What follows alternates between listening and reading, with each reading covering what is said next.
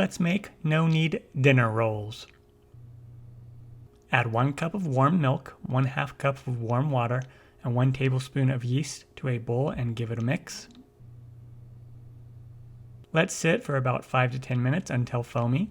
Add 4.5 cups of bread flour or AP flour, 1/4 cup of sugar, and 1 1/2 teaspoon of salt to a medium bowl and mix. Mix 2 large eggs in a bowl, then add to the yeast mixture. Add 1/4 cup of melted butter and mix. Add the flour mixture, a half of it at a time, mixing it in until a tacky dough forms. Add the dough to a lightly oiled large bowl. Cover and let rise 2 to 2.5 hours. Add the dough to a floured surface, form it into a long loaf, then divide into 4 equal parts. Roll out each part, then divide into 5 parts.